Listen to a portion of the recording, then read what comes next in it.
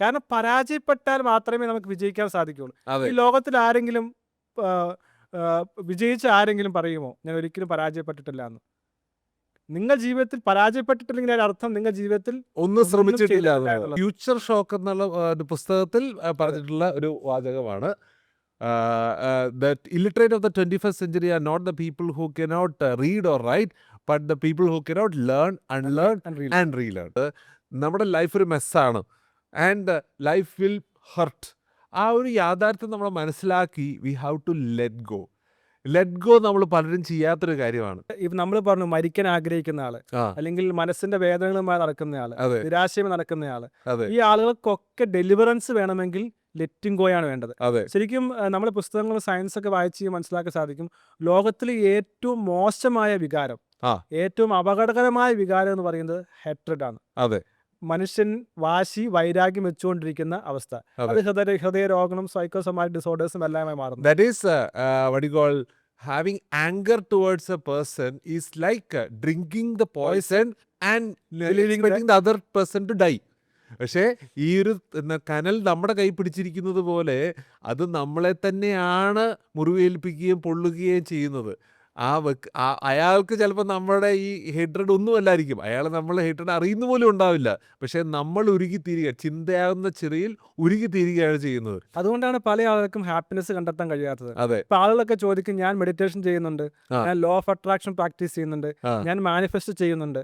പക്ഷേ ഈ മാനിഫെസ്റ്റേഷന്റെ പ്രോസസ്സിലെ second last stage ആണ് ലെറ്റിംഗ് ഗോ. ആ ഇപ്പൊ നിങ്ങളൊരു കാര്യം അതിയായി ആഗ്രഹിക്കുന്നു, ആ നിങ്ങൾക്ക് വീട് വേണം, വാഹനം വേണം, അതല്ലെങ്കിൽ നല്ല സൗന്ദര്യമുള്ള ദാമ്പത്യം വേണം, എല്ലാം ആഗ്രഹിക്കുന്നുണ്ട്. പക്ഷെ നിങ്ങളുടെ ഈ സ്റ്റേജിൽ ആ നിങ്ങൾ ആഗ്രഹിക്കുന്നു, വിഷ്വലൈസ് ചെയ്യുന്നു, വിഷൻ ബോർഡ് ക്രിയേറ്റ് ചെയ്യുന്നു, അതെ എല്ലാ ദിവസവും പറയുന്നു, എഴുതുന്നു. പക്ഷേ നിങ്ങൾക്ക് ലെറ്റിംഗ് ഗോ ചെയ്യാൻ സാധിക്കുന്നില്ല എങ്കിൽ നിങ്ങൾക്ക് ഒരിക്കലും നിങ്ങൾ ലക്ഷ്യത്തെ നേടുവാൻ സാധിക്കില്ല. അതെ നിങ്ങൾ ആ ഒരു ലക്ഷ്യത്തെക്കുറിച്ച് ആലോചിക്കുമ്പോൾ, ഇപ്പൊ നമ്മൾ ലൈഫിനെ കുറിച്ച് പറയുമ്പോൾ നമ്മൾ ഇനിയും പറഞ്ഞു വരുന്ന സന്തോഷത്തെക്കുറിച്ച് പറയാൻ അതെ പോകുന്നുണ്ട്, അതെ അതെ റിലേഷൻഷിപ്പിനെ കുറിച്ച് പറയാൻ പോകുന്നുണ്ട്. ഈ പറയാൻ എളുപ്പമാണ്, ചെയ്യാനാ ബുദ്ധിമുട്ട്. അതെ. ഈ അടുത്ത് ഞാനൊരു പോപ്പിന് ഒരു ഹൃദയ എന്താണ് അസുഖം വന്നു.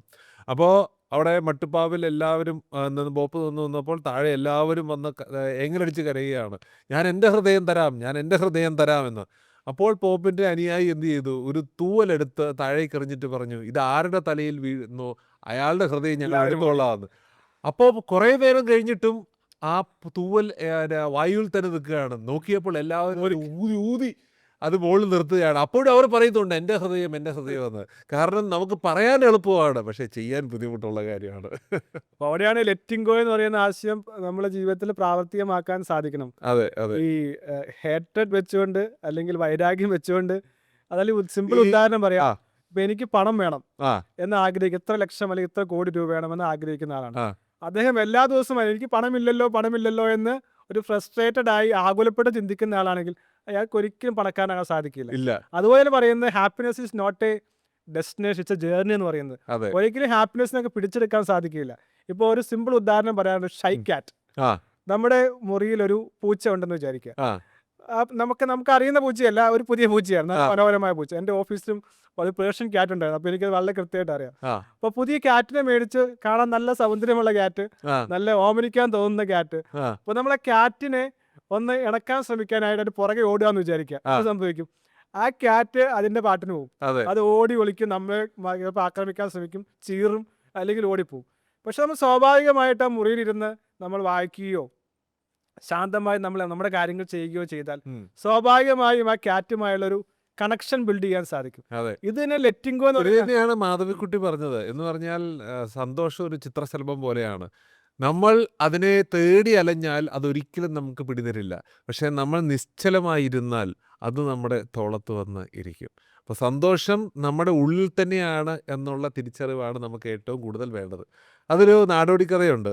എന്ന് പറഞ്ഞു കഴിഞ്ഞാൽ മനുഷ്യന് മനുഷ്യനുണ്ടാക്കിയ സമയത്ത് ദൈവം മനുഷ്യൻ്റെ അന്തസത്ത എവിടെ ഒളിപ്പിച്ചു വെക്കണം എന്ന് ആലോചിച്ചു. അപ്പോൾ എല്ലാ മൃഗങ്ങളെയും വിളിച്ചു. അപ്പോൾ എവിടെ ഒളിപ്പിച്ചു വെക്കണം, അവന് എളുപ്പത്തിൽ കിട്ടുന്ന സ്ഥലമാവരുത്. അപ്പം പരുന്ത് പറഞ്ഞു, ഏറ്റവും മുകളിൽ മേഘങ്ങളുടെ മുകളിൽ ഒളിപ്പിച്ചു വെക്കാം ഞാൻ. വേണ്ട, അവൻ വിമാനങ്ങൾ കണ്ടുപിടിക്കും, അവൻ അവിടെ എത്തും. അപ്പോൾ തിമിംഗലം പറഞ്ഞു, ഞാൻ അഗാധങ്ങളിൽ ഒളിപ്പിച്ചു വെക്കാം. വേണ്ട, അവൻ സബ്മറൈൻ കണ്ടുപിടിക്കും, അവൻ അവിടെ എത്തും. അപ്പോഴാണ് മൂങ്ങ പറഞ്ഞത് അത് അവൻ്റെ ഉള്ളിൽ തന്നെ വെച്ചാൽ മതി, അതൊരിക്കലും അവനവിടെ നോക്കില്ല എന്ന്. അപ്പോൾ നമ്മൾ എപ്പോഴും ഏറ്റവും കൂടുതൽ ആഗ്രഹിക്കുന്നത് നമ്മുടെ ഉള്ളിൽ തന്നെയാണ് എന്നുള്ളതാണ്. ജീസസ് ക്രൈസ്റ്റ് വളരെ മനോഹരമായിട്ടുള്ളൊരു പാരബിൾ പറഞ്ഞിട്ടുണ്ട് ഇതുമായി ആ ബന്ധപ്പെട്ട്. പക്ഷേ അൺഫോർച്ചുനേറ്റ്ലി ക്രിസ്ത്യൻസിന് പലർക്കും അതിന്റെ അർത്ഥം ഇപ്പോഴും അറിയില്ല. ആ ഒരു മനുഷ്യൻ ഒരു വയലിൽ കൃഷി ചെയ്തുകൊണ്ടിരിക്കുകയായിരുന്നു. ആ അപ്പോൾ വലിയൊരു നിധി കണ്ടെത്തി. ഉം, അപ്പോൾ അദ്ദേഹം തനിക്കുള്ളതെല്ലാം വിറ്റ് ആ സ്ഥലം വാങ്ങിയെന്നാണ് കഥ പറയുന്നത്. ആ അപ്പോൾ എല്ലാവരും ആ കഥയെ ഇന്റർപ്രറ്റ് ചെയ്യുന്ന നിധി എന്ന് പറയുന്നത് ദൈവമാണെന്നും ആ നിധി എന്ന് പറയുന്നത് സ്വർഗമാണെന്നുമാണ്. ആ പക്ഷെ യഥാർത്ഥത്തിലുള്ള കഥയിൽ ജീസസ് ക്രൈസ്റ്റ് ഉദ്ദേശിച്ച് നിധി എന്ന് പറയുന്നത് നീ എവിടെയാണോ ഇരിക്കുന്നത് അവിടെ തന്നെയാണെന്നുള്ളത്. അതെ പക്ഷെ നമ്മളെപ്പോഴും ഇന്റർപ്രറ്റ് ചെയ്യുന്നത് അത് ദൈവമാണ്, ഹെവനാണ്, എല്ലാം പുറത്താണെന്നുള്ളതാണ് മനുഷ്യൻ ചിന്തിക്കുന്നത്. ആ സന്തോഷം പുറത്താണ്, വെൽത്ത് പുറത്താണ്. അതെപ്പോഴും നമുക്ക് ഉള്ളത് ഒരു ഔട്ട്സൈഡ് ഇൻ പാരഡൈമാണ്. പക്ഷെ എപ്പോഴും നമുക്ക് വേണ്ടത് ഇൻസൈഡ് ഔട്ട് എന്നാണ്. എന്ന് പറഞ്ഞു കഴിഞ്ഞാൽ ഒരു വിത്ത് അതിനെ പുറത്തുനിന്ന് പൊടിച്ചാൽ ആ വിത്ത് നശിച്ചു പോകും. പക്ഷേ അകത്തുനിന്നുള്ള ശക്തി കൊണ്ട് ആ വിത്ത് തകർന്നാൽ അതൊരു ജീവനായി മാറും. പുറത്തുനിന്നുള്ള ശക്തി കൊണ്ടൊരു മുട്ട പൊട്ടിച്ചാൽ ആ മുട്ട ഇല്ലാതാവും. പക്ഷെ അകത്തുനിന്നുള്ള ശക്തി കൊണ്ട് ആ മുട്ട പൊട്ടിയാൽ അതൊരു ജീവനായി മാറും. അപ്പോൾ നമ്മൾ പുറത്തുനിന്നുള്ള ശക്തികൾ കൊണ്ടല്ല നമ്മൾ വളരേണ്ടത്, നമ്മുടെ അകത്തുനിന്നുള്ള ആന്തരികമായ ശക്തി കൊണ്ട് മുന്നോട്ട് പോകുമ്പോഴാണ് നമ്മൾ വളരുന്നത്. അത് തന്നെ പറയുന്നത്, ഗോതമ്പ് മണി നിലത്ത് വീണ് ചാകുന്നില്ല എങ്കിൽ അതെ അതിന് വിളവ് പുറപ്പെടുവിക്കാൻ സാധിക്കില്ല എന്ന്. അതെ സ്റ്റോയിക് പ്രിൻസിപ്പിളിലും ഏറ്റവും അധികം പറയുന്ന ഒരു കാര്യം തന്നെയാണ്, എവരിത്തിങ് സ്റ്റെംസ് ഫ്രം ഈഗോ. അതെ നമ്മുടെ ജീവിതത്തിൽ എല്ലാ പ്രശ്നങ്ങൾക്കും കാരണം ഈഗോ ആണ്. ഉം, ഇപ്പോൾ എന്നോട് മനു ദേഷ്യപ്പെട്ടാൽ എനിക്ക് സങ്കടം തോന്നുന്നുണ്ടെങ്കിൽ, ഉം, എന്നെ ഉപദ്രവിച്ചാൽ തിരിച്ച് ഉപദ്രവിക്കാൻ തോന്നുന്നുണ്ടെങ്കിൽ, അതെ അല്ലെങ്കിൽ എന്നെക്കുറിച്ച് മോശമായി പറഞ്ഞാൽ തിരിച്ച് പ്രതികരിക്കാൻ തോന്നുന്നുണ്ടെങ്കിൽ എൻ്റെ ഈഗോയെ ഹേർട്ട് ചെയ്തുകൊണ്ടാണ്. അതെ എന്നെ കളിയാക്കി, ഞാൻ വലിയ ആളാണ് പക്ഷെ നീ എന്നെ കളിയാക്കി, ഉം, അല്ലെങ്കിൽ ഞാൻ നല്ല ഇംപ്രഷനല്ല പക്ഷേ നീ എന്നെ മോശമായി കണ്ടു, സംസാരിച്ച് എന്നെ വില തന്നില്ല. ഉം, so everything stems from ego.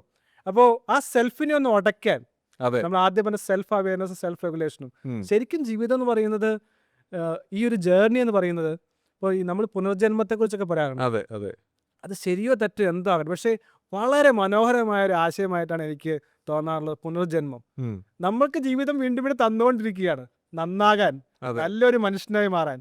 അതെ അത് ചിലപ്പോൾ പരാജയങ്ങളായിരിക്കാം, തോൽവികളായിരിക്കാം. പക്ഷേ അത് നമ്മൾ എങ്ങനെയാണ് കാണുന്നത്? നമുക്കുണ്ടാകുന്ന ഒരു കളിയാക്കൽ വരുമ്പോൾ എനിക്ക് നന്നാകാൻ ഒരു എക്സ്പെരിമെന്റ്. അതെ ജീസസ് ക്രൈസ്റ്റിനെ കുറിച്ച് എപ്പോഴും പറയുമ്പോൾ സാത്താൻ വന്ന് പരീക്ഷിച്ചു, ആ വേണമെങ്കിൽ പരാജയപ്പെടാമായിരുന്നു. അതെ ജീവിതം എന്ന് പറയുന്ന ഒരു കോളിംഗ് ആണ്. അത് അതെ. സാത്താനായിട്ടോ അല്ലെങ്കിൽ പല രീതിയിൽ നമ്മെ വശീകരിക്കാനും പ്രലോഭിപ്പിക്കാനും പ്രതിസന്ധിയിലാക്കാനും ശ്രമിക്കും. അതെ പക്ഷെ ഓരോ സ്റ്റെപ്പിംഗ് സ്റ്റോൺസ് കടന്നു പോകുമ്പോഴാണ് നമ്മൾ യഥാർത്ഥത്തിലുള്ള ഒരു ഹ്യൂമനായി മാറുന്നത്, അല്ലേ? തീർച്ചയായിട്ടും. കാരണം ഈ ജാപ്പനീസ് എന്താണ് ഒരു ആർട്ട് ഫോം ഉണ്ട്, കിൻസുഗി. അപ്പോൾ അതിനകത്ത് ആ ഒരു വെസ്റ്റേൺ കൾച്ചറിൽ നമുക്കൊരു ഒരു പ്രോഡക്റ്റിന് അല്ലെങ്കിൽ ഒരു സംഭവത്തിന് ഒരു പിഴവ് വന്നാൽ, ഒരു പൊട്ടൽ വന്നാൽ അതെടുത്ത് കളയും. പക്ഷേ അവർ ചെയ്യുന്നത് ആ പൊട്ടലിനെ സ്വർണം കൊണ്ടോ വെള്ളി കൊണ്ടോ വിളക്കും. അവർ ആ പൊട്ടലിനെ, ആ പരാജയത്തെ അവർ ആഘോഷിക്കുകയാണ് ചെയ്യുന്നത്. നമ്മളെല്ലാവരും ജീവിതത്തിൽ നമുക്കെല്ലാവർക്കും ഓരോ സ്കാറുകളുണ്ടാവും. ഇപ്പം എൻ്റെ തലയിലുണ്ടൊരു മുറിവ്. ഓരോ മുറിവുകൾക്കും ഓരോ കഥ പറയാനുണ്ട്. അപ്പോൾ നമ്മൾ നമ്മുടെ മുറിവിൽ തൊടുമ്പോൾ അവിടുന്ന് ചോര പൊടിയുന്നില്ലെങ്കിൽ ആ മുറിവുകൾ നമുക്ക് എല്ലാവർക്കും വളരെ വലിയ ഒരു ചിഹ്നമാണ്. നമ്മുടെ റെസീലിയൻസിൻ്റെ, നമ്മുടെ പെർസിസ്റ്റൻസിൻ്റെ, നമ്മുടെ ഹാർഡ് വർക്കിൻ്റെ, നമ്മുടെ ആത്മവിശ്വാസത്തിൻ്റെ ഒരു ചിഹ്നമാണ്. അപ്പോൾ ഈ പറയുന്ന scars are stars that we have to wear as medallion of our courage. Scars are stars. ഞാൻ ഏറ്റവും റീസെന്റ് ആയി എഴുതുന്ന പുസ്തകമാണ് മനഃശക്തി എന്ന് പറയുന്ന പുസ്തകം. ആഹാ അതിനകത്ത് ആർട്ട് ഓഫ് കിൻസുഗിയെ കുറിച്ച് ഞാൻ പറയുന്നുണ്ട്. ആഹാ അതിൽ മനോഹരമായ ഒരു കഥയുണ്ട്. ഒരു പെൺകുട്ടി മനോഹരമായ ശില്പം നിർമ്മിക്കാൻ ശ്രമിക്കുകയാണ്. ആ എത്ര ശ്രമിച്ചിട്ടും അത് ശില്പമാകുന്നില്ല. ഉം, ഓരോ ദിവസവും ഉണ്ടാക്കുമ്പോഴും അത് പൊട്ടി പൊട്ടി പോവുകയാണ്. ഉം, അവസരം ആ കുട്ടി നിരാശയായി. ആ. ഇനി ശില്പം ഉണ്ടാക്കുന്ന നിർത്താമെന്ന് തീരുമാനിച്ചു. ഉം, ആ നിമിഷം അവർക്ക് പെട്ടെന്ന് തോന്നി, നിലത്ത് വീണ് കിടക്കുന്ന ഈ ശില്പങ്ങളുടെ ശകലങ്ങളെല്ലാം വളരെ മനോഹരമായിട്ടുള്ളതാണ്. ഉം, ഉം. എന്നാൽ അതിനെ ഒന്ന് വിളക്കി ചേർക്കാമല്ലോ. ആ അങ്ങനെ വിളക്കി ചേർത്ത് മനോഹരമായ ശില്പം സൃഷ്ടിക്കുകയും അത് ലോകപ്രശസ്തമായ ശില്പമായി മാറുകയും ചെയ്തു. അതെ. അതുകൊണ്ട് എന്നെ സംബന്ധിച്ച്, എനിക്ക് എല്ലാവരുടെയും ജീവിതത്തെക്കുറിച്ച് എനിക്കറിയില്ല, വ്യക്തിപരമായി ഞാൻ ധാരാളം പരാജയങ്ങൾ അനുഭവിച്ച ആളാണ്. അത് പണസംബന്ധമായും വിദ്യാഭ്യാസപരമായും റിലേഷൻഷിപ്പ് ബന്ധമായും അതെ സ്വഭാവപരമായും എല്ലാം തോൽവി അനുഭവിച്ച ആളാണ്. പക്ഷെ ഒരിക്കലും തോൽവിയെ ഞാൻ നിരാശപ്പെടാൻ അനുവദിക്കാറില്ല. ഉം, ഓരോ തോൽവിയും എന്നെ ശക്തനാക്കാൻ, അതെ എന്നെ കുറച്ചുകൂടി പോളിഷ്ഡായി നല്ലൊരു മനുഷ്യനാക്കാനായിട്ട് നൽകുന്ന ഒരു ഗിഫ്റ്റായിട്ടാണ് ഞാൻ കാണുന്നത്. പക്ഷേ ലോകത്തിൽ എത്ര പേർക്ക് അങ്ങനെ കാണുവാൻ സാധിക്കും? അതൊരു പ്രൊഫൗണ്ട് റിയലൈസേഷനാണ് അല്ലേ? നമുക്ക് നമ്മുടെ ജീവിതം എന്ന് പറയുന്നത് ഓരോ നിമിഷവും നന്നാക്കാനുള്ളതാണ്. അതെ ഓരോ അപകടങ്ങളും ഓരോ ദുരന്തങ്ങളും ഓരോ പരാതികളും പറയാൻ എളുപ്പം ആദ്യം പറയുന്ന പോലെ അതെ പറയാൻ എളുപ്പം അനുഭവിച്ചവർക്ക് മാത്രമേ അറിയത്തുള്ളൂ. അതെ അപ്പോൾ അതെ ഞാൻ കഥകൾ ധാരാളം കേൾക്കുന്നയാളാണ്, ആ കഥകൾ പറയുന്നയാളാണ്. ഉം. പല ആളുകളുടെ കഥ കേൾക്കുമ്പോൾ ശരിക്കും ഒരു കൗൺസിലർ എന്ന നിലയിൽ അല്ലെങ്കിൽ തെറാപ്പിസ്റ്റ് എന്ന നിലയിൽ തകർന്നു പോകും നമ്മള്. കരയാൻ പാടില്ല എങ്കിൽ അതെ പോലും നമ്മുടെ മനസ്സ് അറിയാതെ കരയുകയാണ് അവരുടെ കഥകൾ കേട്ട് കഴിയുമ്പോൾ. അതെ പക്ഷേ ഈ വിക്ടർ ഫ്രാങ്കിളിന് സാധിച്ചെങ്കിൽ, അതെ അല്ലെങ്കിൽ ഓപ്ര വിൻഫ്രിക്ക് സാധിച്ചെങ്കിൽ, അല്ലെങ്കിൽ എബ്രഹാം ലിങ്കന് സാധിച്ചെങ്കിൽ, ഇവരുടെ ഒക്കെ ജീവിതം എടുത്തു നോക്കിയാൽ, മഹാത്മാഗാന്ധിയൊക്കെ എടുത്തു നോക്കിയാൽ അവർ കടന്നു പോയിട്ടുള്ള അവസ്ഥകൾ പെയിൻ, അതെ നമ്മളിപ്പോൾ കാണുന്ന ഇലോൺ മസ്കും ടെസ്ലയും റിലയൻസും എല്ലാവരും കടന്നുപോയ ഒരു ദുരിതത്തിന്റെ നാളുകളുണ്ട്. അതെ അപ്പോൾ ജീവിതത്തെ അങ്ങനെ കാണാൻ ശ്രമിച്ചു കഴിഞ്ഞാൽ ജീവിതം ഒരിക്കലും നമ്മൾ പരാജയപ്പെടുത്തില്ല എന്നുള്ളത് തീർച്ചയായിട്ടും സ്റ്റീവ് ജോബ്സ് പറഞ്ഞിട്ടുള്ള സ്റ്റേ ഹംഗ്രി സ്റ്റേ ഫൂളിഷ് എന്നുള്ള അദ്ദേഹത്തിൻ്റെ പ്രശസ്തമായ സ്പീച്ചിലെ ഒരു കാര്യമാണ് connecting the dots. You can only connect the dot backwards. ഇപ്പം നേരത്തെ പറഞ്ഞതുപോലെ എൻ്റെ ജീവിതത്തിൽ എനിക്ക് ഒന്നും ചെയ്യാൻ പറ്റുന്നില്ല, ഒന്നും നേരെയാവുന്നില്ല എന്ന് തോന്നുമ്പോൾ എപ്പോഴും ആലോചിക്കേണ്ട ഒരു കഥയാണ്. സ്റ്റീവ് ജോബ്സ് അദ്ദേഹം റീഡ് കോളേജിൽ ഡ്രോപ്പ് ഔട്ട് ആയതിനു ശേഷം എന്ത് ചെയ്യണമെന്നറിയാതെ അലഞ്ഞു നടന്ന സമയത്ത് അദ്ദേഹം കലിഗ്രഫി കോഴ്സ് അറ്റൻഡ് ചെയ്തു. ആ കലിഗ്രഫി കോഴ്സ് എന്തിനാണ് അറ്റൻഡ് ചെയ്യുന്നതെന്ന് ആ സമയത്ത് അദ്ദേഹത്തിന് അറിയില്ലായിരുന്നു. അപ്പോൾ അതായിരുന്നു ഒരു ഡോട്ട്.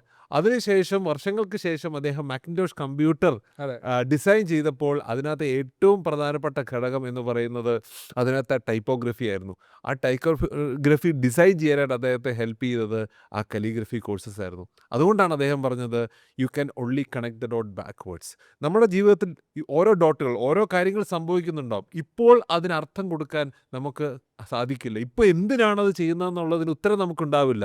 പക്ഷേ ഭാവിയിൽ ചെന്ന് നമ്മൾ തിരിഞ്ഞു നോക്കുമ്പോൾ എല്ലാ സംഭവിച്ചതിനും നമുക്ക് വ്യക്തമായ ഒരു കണക്ഷൻ നമുക്ക് കാണാൻ സാധിക്കും. ഇപ്പോൾ ജെ.കെ. റൗളിങ്ങിൻ്റെ ജീവിതം എടുത്ത് നോക്കിയാൽ നമുക്കിതുപോലെ കാണാൻ സാധിക്കും. അവർ ഒരു സിംഗിൾ മദറായിട്ട് കഷ്ടപ്പെട്ട് വളർന്ന ഒരാളാണ്. ആ കഷ്ടപ്പാടുകളിൽ നിന്നാണ് അവർക്ക് ഒരു ഡാർക്ക് വേൾഡ് സൃഷ്ടിക്കാൻ സാധിച്ചത്. A world of hope, a world of resilience, a world of loss.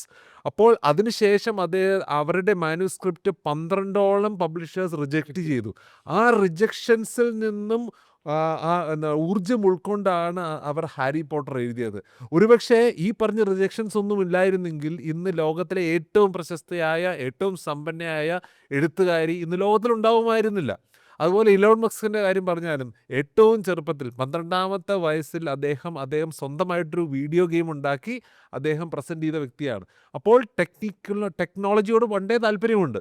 പക്ഷേ ആ താല്പര്യത്തോടു കൂടി അദ്ദേഹം സ്റ്റാർട്ട് ചെയ്ത the companies, that is PayPal, പിന്നെ X.com, Zip2, ഇതെല്ലാം തകർന്നു തരിപ്പണമായി. പക്ഷേ അത് ചെയ്തപ്പോൾ അദ്ദേഹത്തിന് കിട്ടിയ ഇൻസൈറ്റ്സ്, ആ ഇൻസൈറ്റ്സിൽ നിന്ന് ഊർജ്ജം ഉൾക്കൊണ്ടിട്ടാണ് അദ്ദേഹം സ്പേസ് എക്സും അദ്ദേഹം ടെസ്ലയൊക്കെ സ്റ്റാർട്ട് ചെയ്തത്. അപ്പോൾ ഇപ്പോൾ ചെയ്യുന്ന എല്ലാം ചിലപ്പോൾ പരാജയമായിരിക്കും, ചിലപ്പോൾ തിരിച്ചടികളായിരിക്കും. പക്ഷേ അതെല്ലാം മുന്നിൽ നിന്ന് ഭാവിയിൽ പോയി നോക്കുമ്പോൾ ഇതിനെല്ലാം ഒരു അർത്ഥമുണ്ടായിരുന്നു. ഇതെല്ലാം നമ്മളെ മുന്നോട്ട് നയിക്കുന്ന ഓരോ ചെറിയ ചുവടുകളായിരുന്നു എന്നുള്ളത് തിരിച്ചറിയും. മഹാന്മാർ അങ്ങനെയാണ് തിരിച്ചറിഞ്ഞത്. എഡിസൺ ബൾബ് കണ്ടുപിടിച്ചത് പറഞ്ഞ പ്രയോഗമില്ല. ലോകത്തിലെ ഏറ്റവും വലിയ കണ്ടുപിടുത്തം നടത്തിയ ആളുകൾ ഒന്നാണ് എഡിസൺ. അതെ അദ്ദേഹം പറഞ്ഞു, അദ്ദേഹത്തിന്റെ ശരിക്കും എക്സ്പെരിമെന്റുകൾ 1000-ൽ പരം എക്സ്പെരിമെന്റുകൾ പരാജയമായിരുന്നു. അതെ പക്ഷെ അദ്ദേഹം പറഞ്ഞത് ഇങ്ങനെയാണ്, ഞാൻ പരാജയപ്പെട്ടിട്ടില്ല, ഞാൻ എങ്ങനെ വിജയിക്കാമെന്ന് പഠിക്കുകയായിരുന്നു. എന്ന് പറഞ്ഞാൽ ലൈറ്റ് ബൾബ് ഉപയോഗിക്കാൻ പറ്റാത്ത 999 കാര്യങ്ങൾ ഞാൻ കണ്ടുപിടിക്കായിരുന്നു എന്ന് അദ്ദേഹം പറഞ്ഞത്. ഇപ്പൊ നമ്മൾ ലൈഫിനെ കുറിച്ച് പറഞ്ഞു, ലൈഫ് ഈസ് ഫോർ മീനിങ്, അതെ life is to solve problems, അതെ life is to find happiness, life is to find ourselves, അതെ ഇങ്ങനെയെല്ലാം നമ്മൾ പറഞ്ഞു. പക്ഷെ എപ്പോഴും ആളുകൾ എന്നെ വിളിക്കുന്നതിൽ ഭൂരിഭാഗം ആളുകൾ ചോദിക്കുന്ന 2 ചോദ്യമുണ്ട്. ആ. ഒന്ന്, സാർ എങ്ങനെയാണ് എൻ്റെ ജീവിതത്തിന്റെ പർപ്പസ് കണ്ടെത്തുക? ഉം. രണ്ടാമത്തെ ചോദ്യം, നിരാശരായ ചോദ്യം, സാർ ഇനി ഞാൻ എന്തിനു ജീവിക്കണം? ഉം.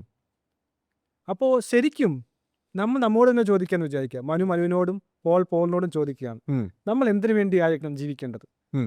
നമ്മുടെ സന്തോഷത്തിന് വേണ്ടിയാണോ, മറ്റുള്ള സന്തോഷത്തിന് വേണ്ടിയാണോ, അതോ ലോകത്തിന്റെ സന്തോഷത്തിന് വേണ്ടിയാണോ? എന്തായിരിക്കണം ഒരു മനുഷ്യൻ ഒരു പ്രത്യേകിച്ച് നമ്മുടെ കുട്ടികളോട്, നമ്മളൊക്കെ അധ്യാപകരാണ്, മനസ്സിലായി. നമുക്കും പെൺമക്കളും ആൺമക്കളും എല്ലാം ഉള്ളവരാണ്. അതെ നമ്മൾ എന്തായിരിക്കും ഒരാൾ ചോദിക്കുകയാണ്, ഞാൻ എന്തിനു വേണ്ടി ഈ ഭൂമിയിൽ ജീവിക്കണം? അപ്പോൾ നിങ്ങൾ ചോദിക്കും, ഒരാൾക്ക് ഈ ലോകത്തിൽ വലിയ മാറ്റങ്ങൾ ഉണ്ടാക്കാൻ സാധിക്കുമോ എന്ന്? സാധിക്കുമെന്നാണ് ഞാൻ പറയുക. അതിന് പല ഉദാഹരണങ്ങളുണ്ട്. ഇപ്പോൾ ഈ സക്സസ്സും ഹാപ്പിനെസ്സും അത് നമ്മൾ വ്യത്യസ്തമായി കാണേണ്ട ഒരു കാര്യമാണ്. ഏറ്റവും കൂടുതലല്ല, ഈ മോട്ടിവേഷനെ കുറിച്ച് സംസാരിക്കുന്നവരും മറ്റുള്ളവരെ മോട്ടിവേറ്റ് ചെയ്യുന്നതുമായിട്ടുള്ള ആളുകൾ പലരും പല രീതിയിലുള്ള പ്രതിസന്ധികളിലൂടെ കടന്നു പോകുന്നവരാണെന്നുള്ളതാണ്. അതെ. ഒരുപക്ഷെ മനുവും ജീവിതത്തിൽ മരണത്തെ നേരിട്ട് കണ്ടയാളാണ്. അതെ. മാനസികമായും ശാരീരികമായും ഒത്തിരി പ്രതിസന്ധികളിൽ കടന്നു പോയയാളാണ്. അനുഭവത്തിന്റെ തീച്ചൂളയിൽ കൂടി നടന്നുപോയ വ്യക്തികൾക്ക് അതിനെക്കുറിച്ച് ആധികാരികമായി സംസാരിക്കാൻ സാധിക്കുകയുള്ളൂ. അപ്പോൾ ദാനിയേൽ കാൻമാൻ പറഞ്ഞത് ഡിമിനിഷിംഗ് റിട്ടേൺസ്, ഉം. പണം ഒരു പരിധി കഴിഞ്ഞാൽ സന്തോഷം തരുന്നില്ല എന്നുള്ളതാണ്.